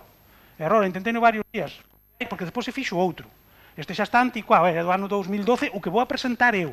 Este é o que hai a día de hoxe, antes o noso estaba aquí, agora hai este, e eu tratei de descargalo, pero non fun capaz. Non sei se a página web non funcionaba, vale, pero supoño que existe, que estará feito. Non sei cales foron os criterios para facelo. Vou falar do anterior, vale? Vou falar do anterior porque no anterior sí que fixemos un diagnóstico potente da provincia. Primeiro sectorizámola. E dixemos, bueno, aquí hai como estas 4 grandes zonas. É dicir, temos o que é a Mariña, que é unha realidade, o que é o interior, que é outra realidade, a montaña, que é outra realidade, e o sur, que é outra realidade. Porque cada un merecía un análisis distinto. E un diagnóstico, propostas de obxectivos distintos. Todo o esquema de traballo era o mismo. É un territorio, que é o que temos aquí, temos enerxía, temos forestal, temos turismo, temos pesca aquí arriba, sí, aí arriba, e temos gandeiría en todo el. E temos as estruturas de ordenación de territorio, apoio público para cada unha delas. Para cada zona, estableceronse 10 actuacións prioritarias. E para o conxunto deles, mobilizáronse eses mecanismos, e definíanse eses mecanismos, e chegabas a eses mecanismos a fase proxecto, vale? Tanto para o sector agrario, que aquí o tedes, mellora da competitividade, isto foi un traballo que se fixo previamente ao Plan Estratégico Industrial, incremento da base territorial, plans de ordenación de terras agrarias, bueno, aquí temos un problema de minifundio no territorio e na propiedade, que se queredes falamos tamén deso. É dicir, hoxe non é que tiñamos pequenas fincas, é que esas pequenas fincas antes eran dun, ora son de 16, co cual eso bloquea moito máis o territorio, Ese é un tema que non se trata, vale? Porque ningún sector onde o decisor non está claro, non é sector nin é nada, vale? Bueno, isto era para turismo, tamén, se queredes, volo paso, que o incremento potencial, e además isto quizás xa está moi anticuado, ya no forestal todas estas medidas. Ya así, para restos, para edificación había propostas, que había propostas desde a xente que traballou no ámbito da ordenación do territorio, para a demografía, para as infraestructuras, para o empresarial e para o turismo. Isto é un traballo moi detallado. A ver, nos vimos do punto da ingeniería e, macho, chegamos ao máximo que podemos de detalle. Porque isto despois se implementaba, bueno, cunha serie de medidas, 18 sectores e 6 actuacións prioritarias por sector, e isto que hai aquí, iso é unha extracción directa do meu disco do ordenador onde teño guardado isto. Estos son os fondos da Unión Europea, que naquel momento podían ser comprometidos para as actuacións que propoñíamos. Vedes que está Plan Estratégico Lugo Eixes FEADER Agrario XLS, Plan Estratégico Lugo FEADER Forestal XLS, é dicir, implicábamos o que eran as nosas medidas con fondos de financiación. vale? Dicindo que proxectos había que desarrollar, de que maneira, que tasa de subvención había, etcétera, etcétera. Que, esquemáticamente, isto que tedes aquí, estos son as medidas, estos son os fondos, e a X pinchaba neles e salíache a actuación que tiñas que levar a cabo ali. Vale? Era un plan que chegamos ao máximo nivel de detalle que nos permitían para as diferentes zonas, por diferentes sectores, con actuacións que se podían levar a cabo. E que se lle entregou á Diputación, e que a Diputación, pois, tuvo unha página web, un tempo, e tamén a banca, a banca ahora, antes Caixa Galicia, empezou no proceso de fusións, reorganizacións, e non seguiu tirando por isto, porque en Coruña, que o fixeran antes, cunha metodoloxía non tan exhaustiva como esta, pero sí parecida, sí que se implementou, había equipos gestores, e puxeron en marcha actividades nesta mesma línea. Vale? Ben, este vos digo que era o plan estratégico, e agora quería vos dicir que, claro, aínda que sigo traballando en plans destes de diagnóstico, propostas, tal, como lle dicía antes Enrique, eu creo que os plans teñen que ir empezar ao revés. Ten que haber o que che encargo o plan, dicir, mira, estes son os meus objetivos. E esta é a pasta de que dispoño. E este é o compromiso temporal que teño. Porque é na miña experiencia, ala, ti vai facendo, pero cando sea a hora de definir os objetivos, bueno, a ver se nos vemos outro día. E cando é a hora de decir, bueno, para estes objetivos teñen unha componente económica detrás e un compromiso detrás, senón, bueno, pois ese é o problema. Entón, agora, eu optei por outra estrategia que comentábamos outro día. Isto que tedes aquí son todas as xornadas similares a esta que levamos organizando, desde o meu grupo de investigación que é SGAE, que é Proepla, e que aparece en todos os lados. Todas as xornadas que nos últimos anos levamos organizando. E que abordan os temas que para nós son estratégicos. Vale? Empezamos polo primeiro. Estes son os retos do sector lácteo. Vale? E ali dicimos o que consideramos, pero traemos a xente que consideramos que pode dicir algo. Aquí temos a banca, porque son os que financian. E falamos de retos para a financiación. Aquí traemos Altec, que é unha tecnolóxica americana con unha forte inversión e que está cambiando a forma de producir en moitos lugares do mundo na ganadería, e que ten moita componente medioambiental, e fala de sostenibilidade, Altec, vale? De Lions, estes. Aquí temos os Daresa, que son xente que está aí ao lado, que colabora con nós, que ten que falar de fertilización, porque que non poden botar o mineral, o nitramón, que lo están condicionando co libro digital, o cuaderno digital, e que ahora están nos salvando dicindo que botan o doble de fincas para poder botar o mismo mineral nas mismas fincas. Pero eso lles vai durar, a menos que os franceses e os alemáns se sigan manifestando, lles vai durar 4 telediarios, porque para ano que ven vai inspección. E cualquier produto de produción vegetal ou animal é unha ecuación moi simple. Tanto lle botas, tanto recolles. I igual a X por tal. Se non abona, se non botas auga, por moi boa xenética que teña a planta, non hai. Entón, se tú queres recoller 55 toneladas de millo, tú tens que botar X toneladas de mineral de tal tipo. Tens que botar tantos litros de auga.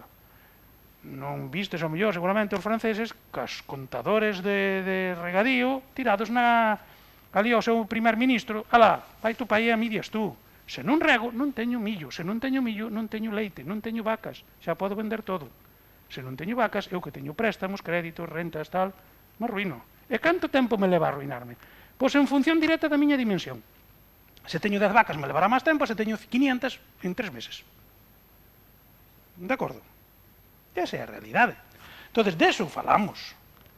Os retos da innovación, de Innogando, unha empresa de tecnoloxía que saliu da universidade, bueno, pois con esta xente falamos, e mira, a xente ven, e a xente discute, e a xente aprende, como aquí.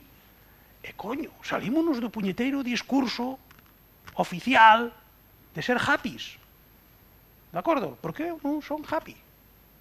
Entón, esta xente ven aí e plantexa problemas, oportunidades. E aí ven un gandeiro e dice, sí, pero tú dices eso, pero a min, que me resolve isto? Eu teño tantos robos de ordeño, que fago? Eu teño tantas vacas, que fago? Como podo facer? E ali hai que darlle solución, porque esa é a realidade, porque son sectores que se nos desfán. Vale? E chegamos hasta onde chegamos. Bien, pero intentamos. Pero tamén hai oportunidades, Valoración de frondosas autóctonas. Despois do eucalipto e do pino, vistes que hai moitos carballos, Macho, algo haberá que facer con eles, como en todo o mundo e toda a vida. Esos que dicen que non se pode cortar un carballo, amigos meus, olles, que non se extinguen, É máis, que se os cortas, veñen millor. Teñen un ciclo de vida, Home, evidentemente non hai que arrasar zonas emblemáticas, lugares protegidos, pero os franceses viven de cortar carballos e os pagan moi ben. Por eso falamos aquí, valorización de frondosas. Nós temos ahora 2 proxectos da Fundación Biodiversidade para valorizar frondosas en toda a cornisa cantábrica. Joder, nos estrujamos a cabeza para dicir, carallo, que facemos para valorizar frondosas? E aí temos os de ACI, os de Basoa, bueno, CESEFOR, toda esta xente pensando e dicir, oye, hai vida máis allá del eucalipto e del pino. Home, igual hai, pero hai que remar para chegar a ela, vale? Entonces, aí falamos deso. Bueno, e a xente ven, de acordo? A xente ven. E aprende ali e dice, pois isto non vale para nada. Pois vale. Pois outro dice, pois aí hai futuro. Vale. E outro dos temas que estamos traballando é o carbono. Jova, os bitcoins. Porque o carbono, ora todo é carbono, ora todo se mide en carbono. E despois a xente non sabe canto carbono ten nas súas fincas, nin canto carbono ten un árbol, en falar de megatones, de toneladas. Titulámoslo así, o quebracabezas do mercado do carbono. Porque todo o mundo fala do carbono, pero a día de hoxe os únicos elementos que fixan carbono son as plantas. E, meus queridos amigos, canto máis medran, máis carbono fixan. E o que máis medra é o eucalipto. Como vexo que aquí non houve ningún ecoloxista destes radicales que estallara a cabeza, pois é así. As plantas, canto máis madeira fixan, máis carbono reteñen neles. Entonces, eso hai que dicilo, de acordo? Porque a fixación de carbono a día de hoxe, hai outros mecanismos químicos, que tamén estamos con xente que traballa niso, pero basicamente o fan as plantas por unha cousa maravillosa que se chama fotosíntesis, que depende da vida. Vale? Entonces, unha planta colle ese CO2, transforma en madeira, porque a madeira é basicamente celulosa, hemicelulosa e lignina. Vale? E aí está o carbono. É un carballo moi bonito, pero un carballo medra pouco. Entonces non fixa carbono. Mantén carbono na súa estrutura, pero non o fixa, porque xa o ten. Un eucalipto que medra a 30, 40, 50 toneladas por hectárea ano, pois un 50% disso é carbono. Vale? E iso hai que dicilo. E me estáme grabando. E isto xa me poñerán nun vídeo, Pero bueno, joder, son así, dirriderento. Vale? E ven moita xente. E ven moita xente. Bueno, moitos veñen porque aquí hai diñeiro, porque isto no do carbono se está convertindo en diñeiro. Pero estas cousas ali se trataron con seriedade. E se dixeron as verdades. Non cousas que non son. É dicir, viñeron os máximos expertos que hai en España e en Europa a falar deso. E dixeron, o carbono é unha oportunidade para o sector forestal, porque tú, que a túa actividade forestal, estás facendo un beneficio para o conxunto que agora a xente che paga. Sempre o fixeches, E a xente non plantaba nin pinos nin eucaliptos pensando no carbono. Pensaban canto lle iba a deixar o maderista, dar o maderista por el. Pero además, mira, resulta que agora me pagan polo carbono. Ollo co tema, Porque se nos vamos todo polo carbono, nos olvidamos da madeira, igual nos cargamos o sector. Entonces, isto ten tamén puntos positivos e puntos negativos. E por último, estas xornadas que foron das que organizamos, porque estamos co H2. Sí, os tractores gastan gasoil, pero non estamos obsesionados de que vamos a facer tractores que vayan con hidrógeno. De acordo? Porque xa os hai e vamos a traballar nisso. Estamos con xente que sabe moito dese tema. Estamos obsesionados en que aí há, que é no que nos traballamos moito en modelización, neso que veño do mundo da estadística paramétrica, non paramétrica, e estamos no mundo do machine learning, pois é unha solución para resolver moitos problemas. E aí, bueno, estou con Laura Ríos, que é esta rapaza que hai aquí, que foi doctoranda miña, que traballou comigo, e que hoxe en día é jefa de equipo de machine learning dunha empresa pequeniña que se chama Inditex. E que nos veu a falar de como jefa de equipo de machine learning dentro da área de inteligente, bueno, machine learning de inteligente, sí, creo que o nome é ese exactamente, que utilizan ese término. Entón nos veu a falar de a IA como base para a sostenibilidade nas cadeas de suministros de unha empresa como Inditex. De acordo? Bueno, e despois desto, unhas pequenas conclusións, porque menudo meneo vos metín. Pon miércoles pola tarde, Vale. Primeiro, somos menos e máis vellos. Polo menos os daqui, ora virán de fora. Pero veremos como veñen, e a que veñen, e como conseguimos acoplarnos entre todos, vale? Segundo, a globalización e a hiperregulación nos sentaron mal os nosos sectores productivos. Nos vivíamos máis cómodos en mercados máis cerrados. Vivíamos máis cómodos. A globalización e agora a hiperregularización non lle sentan ben aos nosos sectores productivos. E co modelo de sectores que temos aquí, que as persoas que temos van a sentar moi mal. Vale? Noso paisaxe se está naturalizando porque isto era de territorio, pero non porque seamos máis ambientalistas, porque nos vamos. Porque nos vamos. Eu, bueno, a veces vexo cousas e digo, bueno, vale, están moi preocupados de que unha determinada elemento se protexa, pero, coño, levanta a vista e mira todo alrededor, como está? Eso da silvocultura, ahora cada vez é máis da silvacultura. O sea, a cultura da silva. A silvocultura, a silvicultura, para nós, os forestais, é unha das nosas técnicas, silvicultura. Pero aquí hai a silvocultura da silva. E todo ten que estar a silvas. Bueno, e depois este que tamén para min é importante. Se queremos seguir para diante, temos que facer foco no que somos fortes. E despois virán outras cousas, pero seamos fortes. Temos sectores fortes, como o sector lácteo, como o sector cárnico hasta certo punto, como o sector forestal, seamos fortes. A partir de aí, fagamos outros. Pero non perdamos eses, porque se perdemos eses, se nos caen o sector lácteo especialmente, o sector cárnico, se nos cae o sector forestal, bueno, pois o noso mundo agrario desaparece. Ou desaparece xa claramente. Pero bueno, hai que ser positivos e pensar que non o vamos a facer. E moitas gracias. E agora o turno de preguntas. Ves, xa lo sabía. Ahora empezou divertido. Voume beber un pouco de auga. Bueno, espero non vos haber dormido. Non, as miñas preguntas son básicas, Manuel. Pero todo cambiou na túa ponencia cando falaches da PAC ou das PAC. Da PAC. Política Agraria Común. Sí. De onde parten todos eses obxectivos que... De que idea, de onde saen, por que están plantexados estes obxectivos que probablemente o que eu entendo do que estiven a escoitar é que non hai unha lectura do territorio real. Vamos allá. Mira, Héctor, canto sabedes da PAC? É a primeira vez que oídos falar dela, oístes unha vez? A ver, pois vou facer un brevísimo, pero saltándome moitas cousas, do que é a historia da PAC, para entendelo. Porque agora veredes tamén nos fondos, nos medios de comunicación, que os agricultores son os máis subvencionados, ben, todo eso. A ver, a PAC nace cando nace Europa. Cando nace Europa, a Unión Europea, a Comunidade Económica Europea. A ver, houve Europa, na facer historia, aquí non fai falta que vos lo explico, os alumnos a veces te dicen, sabedes o que é a Segunda Guerra Mundial? Bueno, aquí non fai falta. Bueno, Segunda Guerra Mundial, Europa arrasada, vivíamos clase exclusivamente do que nos mandaba Estados Unidos e Argentina e países que non habían sufrido a guerra no seu territorio.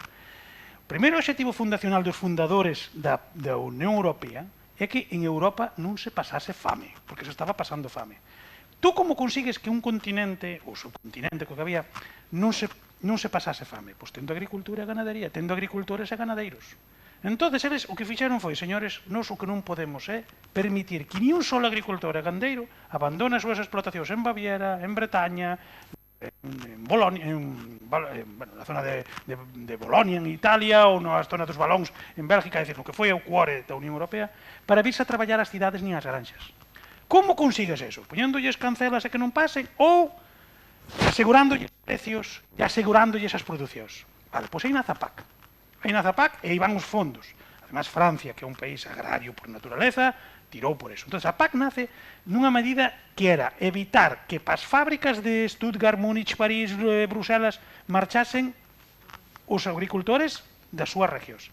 E foron sustituídos por italianos, portugueses, galegos, españoles, porque eses, nos valen. Pero os nosos agricultores que sigan nas súas granxas. Eso era Europa, Eso era Europa. Decía, oiga, un señor de Baviera é-nos moito máis útil se sigue na súa granxa facendo trigo, facendo leite ou facendo tal. Bueno, eso avanzou a primeira PAC e todo foi así, garantizando, sobre todo, precios e garantizando que che compraban. O sea, a ti che garantizaban un precio de intervención, e viña a intervención esta, un precio el que che consumía, o que tú non venderas no mercado, che compraban eles. Vale? Bueno, a PAC morreu de éxito, porque eso significou que a xente empezou a producir e empezou a tener os excedentes, as famosas montallas de mantequilla. De acordo, que todos oídes falar dela. Nese momento, xusto, cando xa estaban os excedentes ao máximo, porque, a ver, había outro componente, que me estou saltando moitas cosas, o componente arancelario. É dicir, naide podía meter produtos que se producían en Europa. Os aranceles bloqueaban as fronteiras. Os teus os protexías, pero non porque foses bueno con eles, porque tú querías que, carallo, que a xente tuvese que comer no seu territorio. Eso da seguridade alimentaria, é unha cousa moi sagrada, que a veces aquí olvidamos. Cando foi da pandemia... Bien, pues tú conseguías eso. Morreu de éxito porque se produciron os excedentes. Entón veo a famosa reforma McSharry. A reforma McSharry foi un golpe brutal que nos colleu a nos entrando. O sea, non vivimos a época das vacas gordas. Nos xa entramos cando estaban matando as vacas. Entón, a reforma McSharry foi xusto un cambio de xiro nos anos 90. Simplemente dixo, non, isto de pagarlles precios garantizados, producións garantizadas e aranceles, nada. Liberalizar, precios que se busquen a vida no mercado, tal. E aí houve un golpe moi fuerte, que non xa o vivimos en primeira persona porque foi como entramos. Entón, a partir de aí, empezou a deixar de falar de agricultura, de gandería, falouse de desarrollo rural, de movimento sostenible, de manter actividade... Bueno, xa non se falou de agricultura, falouse de desarrollo rural. Entón, biodiversidade, tal. E iso foise degenerando. Iso trouxo como consecuencia que os agricultores desapareceran masivamente do territorio. Bueno, vístese os datos, non? Quedan uns poucos. En diferente forma, en diferentes países, segundo se iban incorporando a Europa. Bueno, isto é moi amplio, non? Pero, basicamente, supuxo que moitos agricultores deixasen de ter eses paraguas públicos que lles permitían. A cambio, lles mantiñan uns subsidios. Pero eses subsidios foronse transformando de que era o produto, leite, pataca, e un precio e unha compra, a accións que facían. É dicir, pois mantemento do territorio, mantemento da biodiversidade, mantemento de dereitos adquiridos do pasado. Unhas cousas moito máis etéreas, vale? E iso agora veo, co tema do cambio climático e con todo o que hai en Bruselas de movimento ecologista, onde, non é só a reforma agraria, é cos coches eléctricos. O sea, non seamos moi incrédulos. A industria automobilística europea lle quedan 3 telediarios, Vamos, porque é a mesma idea. Nos sentímonos culpables de que a temperatura suba dunha determinada forma en algún indicador e, como consecuencia destos, nos fustigamos hasta quedar exhaustos e nos cargamos todos os nosos sectores productivos porque nos sentimos culpables deso e nos cebamos especialmente con determinados sectores que consideramos que son altamente contaminantes. Pois, por exemplo, a gandería de vacuno ou a agricultura, porque labra moito, empezamos a meter uns indicadores de que contaminan moito, que as vacas se tiran pedos e sale moito metano á atmósfera. Vale, pois todo eso vai condicionando a posibilidade de producción desas granxas. E como non me fío de vosotros, de que vayades a facer, vos poño moita auditoría, e vos poño moitas restriccións, e vos estou a estar vigilando constantemente. Nos temos unha tesis doctoral que fixo Alba comigo, sobre toda a burocracia que pasan os agricultores que nos queríamos meter nunha plataforma digital, nunha aula virtual, nunha aplicación que controlase, que concentrase eso. Non é posible. E lle preguntamos aos agricultores o tempo que pasaban facendo non papeles, senón no ordenador. E se vedes os datos son espectaculares. Entón, todo eso, ese sentimento de culpa, esa idea de que vamos a cambiar o mundo, vamos a baixar a temperatura do mundo a golpe de fustigarnos nos. Eso se despois se transmite aos sectores productivos, e os sectores productivos non teñen capacidade de resposta, porque, oiga, eu fago leite, eu non crío ranas, nin manteño árboles, non, eu fago leite. Eu teño unha explotación deste tipo, con esta dimensión, as vacas son así, comen isto. Non, agora usted non pode alimentar así, entón con que se alimento. Vale, pois eso todo como consecuencia de todas estas restriccións, que no mundo happy, pois está moi ben, pero cando tú as levas a praxis, non é posible, porque un gandeiro ou un agricultor, cando se atopa con todas esas restriccións, dice eu, como fago? Como boto millo? Como rego? Que lle boto ao trator? Porque non é que me quiten a subvención, é que despois non vou poder andar co trator, porque vou ter un límite máximo, o dos purines. Oiga, todo o mundo cisternou con cisternas de purín con plato, agora teñen que ser inyectores que van ao suelo. Por iso tens que cambiar toda a tecnoloxía. Polo camiño hai industrias que se forran nesa transformación, sin duda, pero o gandeiro, o agricultor, cantos poden asumir ese cambio? Que lle supón iso? Eso lle supón que, mira, cerramos e aí os quedan.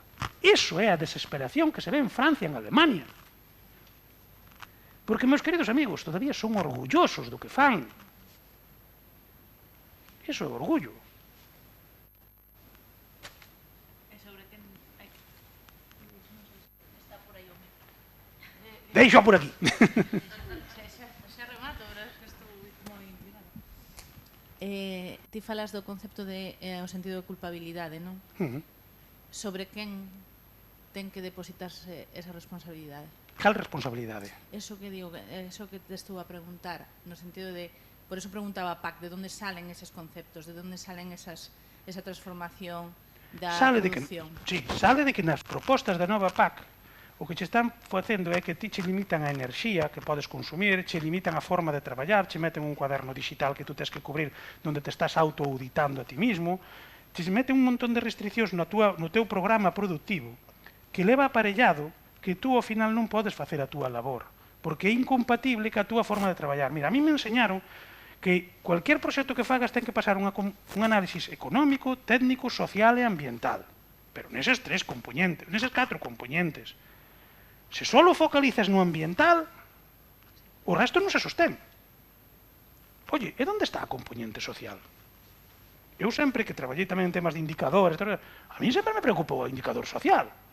Porque, señores meus, eu non sei se dentro de 15 anos a temperatura deste provincia será 2 grados máis ou menos, pero que dentro de 15 anos, se seguimos así, non hai naide con capacidade de traballar. De todas as crisis que nos veñen, que nos virán, a climática a min é a que menos me preocupa porque a vexo máis distante e sobre a que a nosa capacidade de interacción é menor. Pero sobre o que nos está pasando económica e socialmente, oiga, é que o ano que ven, que se aplica a PAC directa, con auditorías, con inspeccións e tal, cualquier elemento destes decide que vai a inspeccionar todo, para baixo. E además, a ver, despois no fondo tamén hai un sentimento de orgullo que permanece, ao meu modo de ver. Oiga, por que ten que vir alguén que non conoce a miña granxa a dicirme como teño que traballar a miña granxa con uns criterios que non teñen nada que ver ca miña granxa? Aquí o famoso chiste este do inspector de Europa cando no rebaño chega ali e lle dice ao gandeiro, bueno, sabedes o chiste, non? Que había un montón de ovellas e lle dice, bueno, señor ganadero, le voy a decir cuántas ovejas tiene usted. Usted tiene 223 ovejas, no sé cuánto. E dixolle, tal, acertoulle todo. Entonces vai o ganadero. Dixolle, coller a ovella que usted queira. E dixolle, outro colle unha, e dixolle, bueno, xa sei quen é usted. E dice, usted é un inspector da Unión Europea ou un político da Unión Europea, porque das 223 ovellas usted colleu o can. Claro, esa é a realidade. A ver, é que a veces ves os debates, ves as propostas, e non se parecen á realidade. No mundo da arquitectura seguramente estaredes pasando unha transformación parecida. Oiga, a xente ten que vivir nas casas, sí, ten que vivir nas casas. Se as desarrollas con criterios medioambientais, se as desarrollas solo con criterios medioambientais, ou non a pode pagar, ou non pode vivir. De acordo? Está ben que haxa sistemas BRIN, como se chama este alemán, o Passy House, está moi ben que os haxa, e ese camiño o recorro. Pero o problema é a velocidade, a tendencia.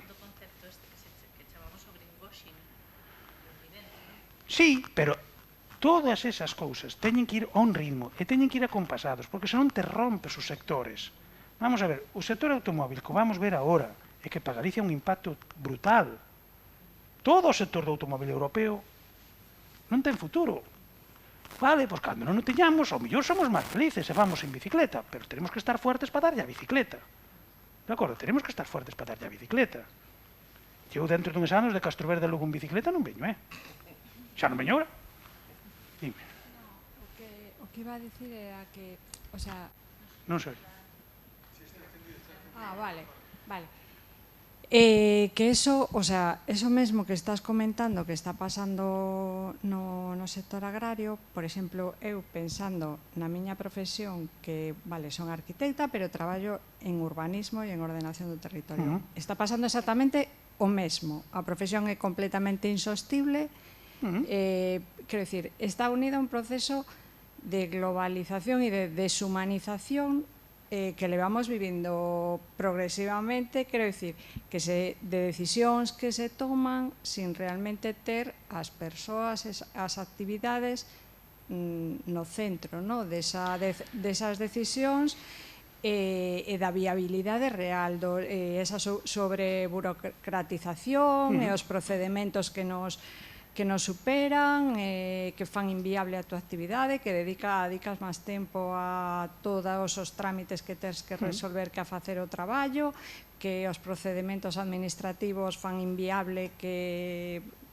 Quero dicir, no noso caso, con un plan xeral que cun orzamento para cuns honorarios para un tempo que tarda 10 anos ou máis en tal... Sofrimos algúns tempos atrás, Claro, quero dicir, eso, o sea, é o que vexo é que pasa, o sea, que realmente é algo que está pasando a nivel realmente global, o sea, en moitos...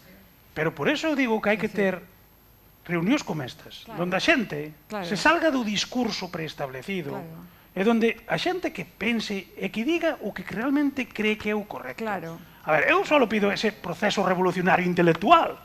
Oiga, que por aquí non vamos ben. A burocracia que non xenera valor, porque, bueno, a burocracia normalmente non xenera valor, pero é unha burocracia que te dice, bueno, vas por aquí, porque aquí vas por este camiño vas millor. E isto ten un camiño, un percorrido, unhas fechas, uns hitos que tú controlas, e que é positivo que non fagas o que che dé a gana, porque a creatividade ou a libertad tampouco. Eu sou unha persona que creo na planificación, pero, coño, na planificación con criterio de mellora.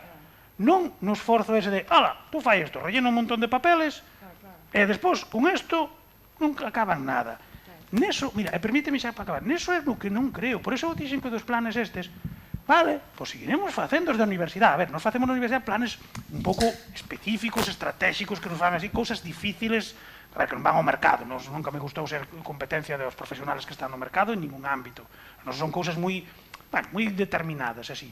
Entonces, cada vez creo menos neles. E agora me mete medo o que escoito agora últimamente, a nivel da administración do Estado español, deso da cogobernanza. Hostia, outro corno medio... Porque ao final... É un Estado composto, ten que haber... Eu quero que cando fale con alguén... Pero ten que haber responsabilidade. No, pero eu quero que cando alguén me fale, me diga... Isto é a decisión. Non ir a preguntarlle a 16 que ningún toma decisión. Porque iso, ao final, inviabiliza. A xente dice, pois mira, paso de facelo, paso desta iniciativa. Hoxe pola mañá falaba con unha persona que estaba iniciando unha iniciativa de unha industria agraria. Joder, que iba a crear uns postos de traballo. Pois me dixo, mira, tiro ca toalla. Garto os cartos e tiro ca toalla. E era facer algo que iba a xenerar postos de traballo e actividade nunha zona que lle facía moita falta. É que non me poden marear máis, tío. E a alternativa que é? Pois fago a anarquía e a tomar por saco. Entón, ten que haber un decisor. De acordo, pero ten que haber un decisor, ten que haber un ritmo, ten que haber un protocolo, ten que haber unha forma, e ten que generar valor. Porque se tú fas un proceso administrativo que non genera valor, solo gastos e tempo e recursos e desesperación, home, pois eu creo que non é o correcto. Pero, bueno, insisto, os países toman as súas decisións e nos estamos tomando as nosas. E agora xa... No, eu quería preguntarche que esperanza ves ti, que futuro ves ti concretamente para Galicia, cando dis que a población está envellecida, que non soportamos a hiperregulación. Que esperanza ves nun futuro próximo para o tema concreto do noso país? E, despois, por outro lado, si hai tanta hiperregulación cos produtos que se producen na Unión Europea, como é posible que despois podan entrar produtos que non están controlados. Temos as fabas de Bolivia, as fabas de China, non hai unha legume embotellada que non se enfrascada que non sexa de fora. Entón, eso é un contrasentido. E, por último, que expliques tamén, non entendín eso de pagar polo carbono. Sí, bueno, eso xa é máis largo de explicar. Non entenden ben que significa eso. Eso no noso mundo estáse movendo todo hacia aí. Contesto xa as tres preguntas. Que futuro ves? Quero pensar, eu sou unha persona optimista. Pero optimista ben informada. Non, optimista ben informado. A ver, estamos iniciando unha campaña, creo que veñen tamén os políticos, verás, bueno, todos van prometer oro, pero esa é a realidade. A ver, tú chegas a un concello onde todos son xubilados, vale, que vamos a facer ali? Tú dices, no, vai vir xente de fora, vamos ser un país de nova colonización. Vale, pues seamos un país de nova colonización, pero para aquí. O sea, se eu non teño nada en contra da emigración, pero a emigración para facer algo. De acordo? Para que faga algo en positivo, se vai ser outro tipo, non. Porque entonces, temos un problema. Entón, se temos un problema, añadimos outro. A ver, esas son as cuestións que eu creo que temos que facer. Os sectores aquí, temos un sector potentísimo, o do leite. Son dos millores de Europa. Son. Tú falas con gandeiro, eu invito vos un día que miredes unha revista como Campo Galego. Eso é impresionante. Esos tíos están por encima de todo o que... Mira, teñen un nivel de control sobre a súa producción que está moi por encima do que temos nas universidades, nos centros de investigación e tal. Ya hai futuro. Son poucos, é certo, comparado cos que había. Pero é que les apostaron por unha idea, son xente que sabe moi ben manexar as súas explotacións. Bueno, hai xente ainda todavía xoven, Sí, a ver, non sei se temos aquí internet, pero se conectas agora a Campo Galego, por exemplo, tes xente, a ver, todavía queda, pero son 5.000 explotacións as que quedan, Están nunhas zonas moi concentradas. Entonces aí, esa xente ten capacidade de producir e de manterse. Ollo, pero que esa xente está tamén nun peligro de que se lles meten regulacións como que unha granxa con robots de ordeo instalados, que as vacas teñen que estar concentradas ali, agora lle dicen que ten que leválas aos praos, ese señor non pode. O sea, non pode. Porque o robot de ordeño non pode mover. E as vacas nun prado non fan nada. De acordo? Entón, temos que ser conscientes de que aí eses son tesouros que temos que protexer. De acordo? No igual que no mundo forestal. No mundo forestal tamén somos potentísimos. Potentísimos. Aquí temos empresas como Finsa, que é unha empresa galega que é number one en Europa. Temos ainda capacidade de producir máis, pero hai que producir. Nos creemos que vamos valorizar as frondosas, creemos que aí hai un dinamismo. Pero, ollo, hai que cortalas de vez en cando, Non digo que hai que arrasar todo, pero hai que utilizalas. Que, a ver, ao largo da historia, os pueblos sempre utilizaron o seu territorio. Sempre. E a nós nos autoimpoñemos non utilizalo, vale? Pois xa está un problema. Despois había unha segunda pregunta. Bueno, eso podíamos dar para máis. Que máis preguntas había? O do carbono, mira, o do carbono, eso é porque, a ver, eso vende moi atrás dos proxectos RED, LULUF, bueno, o carbono é, en teoría, o axente que provoca o calentamento global. É dicir, na composición do aire, a proporción de carbono, e eso tamén está pouco explicado. Sí, pero explícoche por qué. Entonces, eso tamén está pouco explicado. O carbono, se non hai carbono aí arriba, morremos, O sea, fixadevos nunha cousa que isto tampouco se estudia moito. Hai vida, como a conocemos ahora, en gran medida, grandes os incendios forestais como en épocas prehistóricas, moi prehistóricas, porque equilibraron o oxígeno e o carbono que había na atmosfera.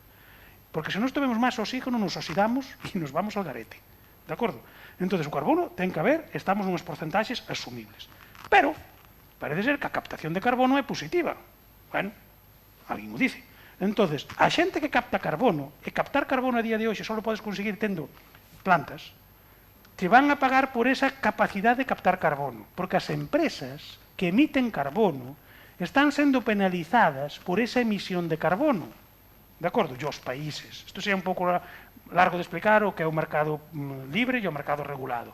Pero, basicamente, unha empresa que emite carbono, pois esa empresa, se quere compensar os seus balances de carbono, igual que os seus balances económicos, ten que conseguir dereitos de captación de carbono. E págalle a xente que capta carbono. Entón, a xente que ten parcelas forestales, se lle vai a pagar por ter esas parcelas forestales por parte dunha empresa, porque o goberno non para, por que contamina. Solo por telas. Pero, ollo, eso non é tan sencillo. Por telas cos árboles é durante un período, é dunhas maneiras, de maneira que eso condiciona moito o que tú podes facer con esos árboles. Pero, a ver, tampouco é tan directo, Isto ten moita regulación, ya hai un mercado libre, un mercado regulado, que está nos países, e entón eso está todavía nunha indefinición. O Estado español, por exemplo, non está facendo os seus deberes neso.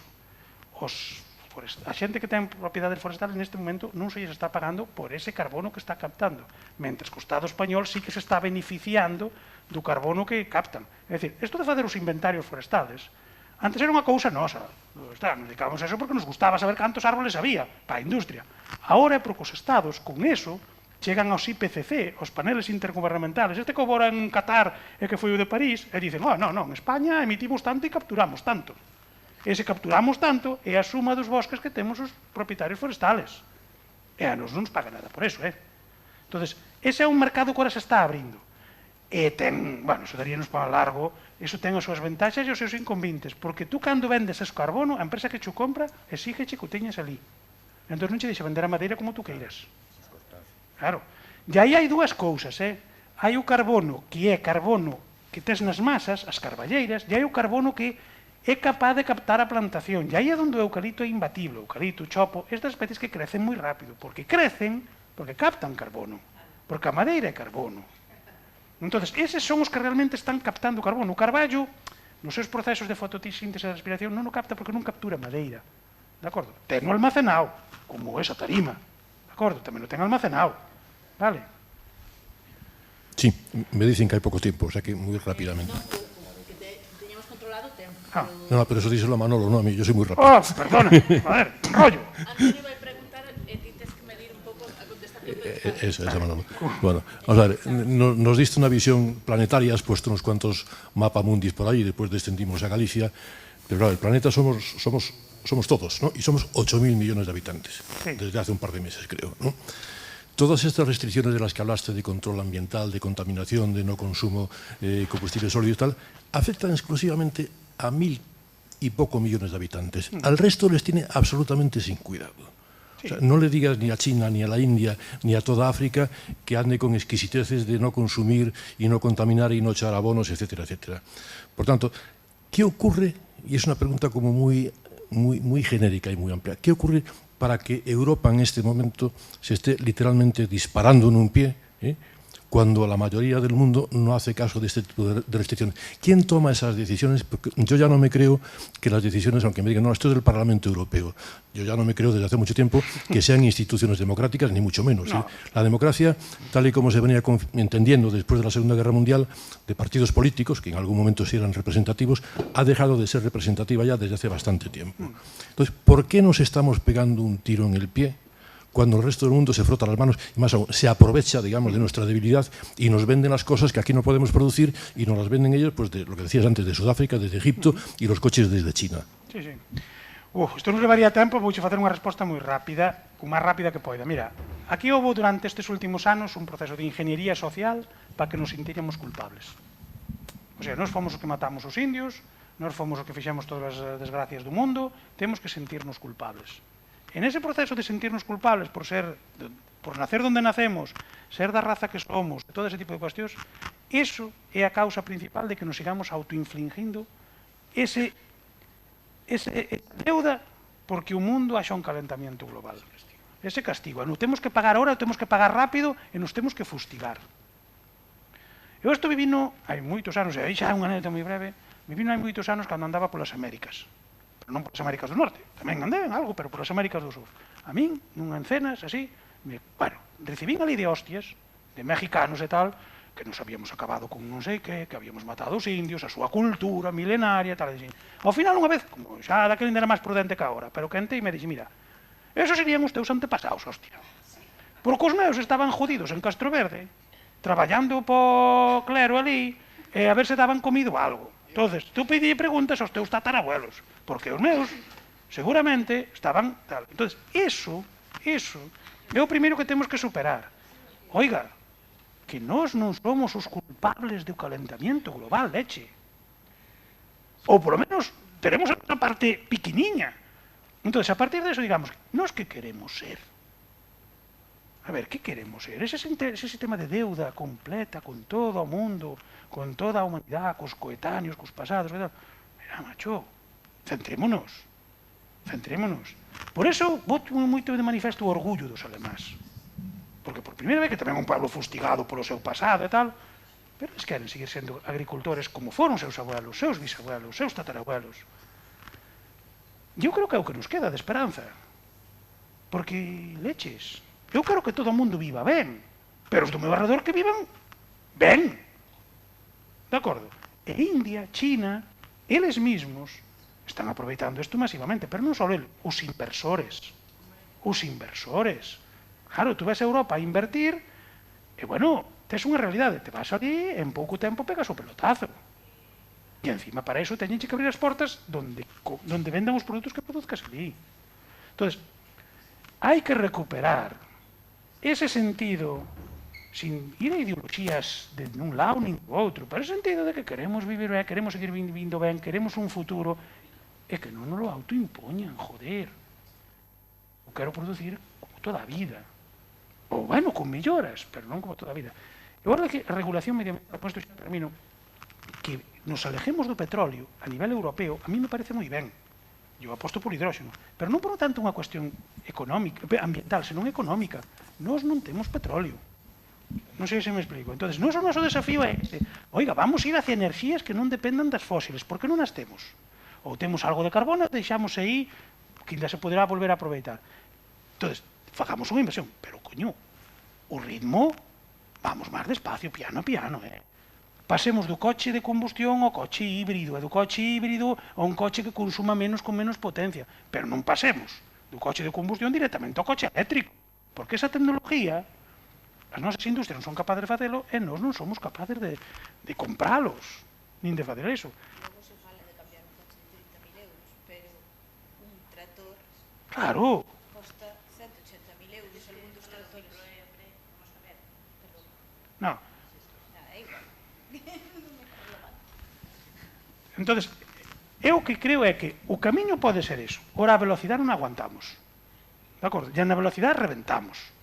O camiño hacia a sostenibilidade, posiblemente está ese, bueno, con matices, pero o ritmo que nos están impoñendo, nos morremos no camiño, e non nos morremos dentro dun kilómetro, nos morremos dentro dunhos metros. Noutros eiros hai un problema de velocidade dos cambios. Claro. Son inasumibles a nivel, creo, outros eiros, problemas que non son aquí o lugar para debatir, pero ese é un exemplo claro de velocidade que non... Entonces, eso é o que creo que, volvo a repetir, a sociedade civil ten que empezar a traballar e dicir, pero por onde nos levan? Porque eu, macho, me sinto eso, como unha ovella que me están levando ao matadeiro. A min, yo todo o que vivín, e a mí eso me doi na alma, porque eu o vivín, e vin esa agricultura, e vin esa... Eso, que tiña ventallas e inconvenientes, e tampouco non era Arcadia feliz, que a veces te queren vender. A ver, o mundo rural galego era duro, vale? Pero, coño, por lo menos que sea algo vivo, que tiene todavía vida, que non nos matemos de todo. E digo galego, digo asturiano, digo todo, porque non é un aspecto, non son nacionalista para nada, entón as cuestións eu quero que todos, pero o meu que vivín é este, e é o que coñezo mellor, e é o que me doi velo desaparecer. Chegar a un pueblo, non ver nada, joder, non estamos traballando ali en Monforte, me cago na pucha que lo mete medo entre naqueles pueblos, tío. O sea, mete medo, coño, que non queda nada, aire. Joder. Bueno, sinto non vos haber... Bueno, espero non vos haber machacado moito.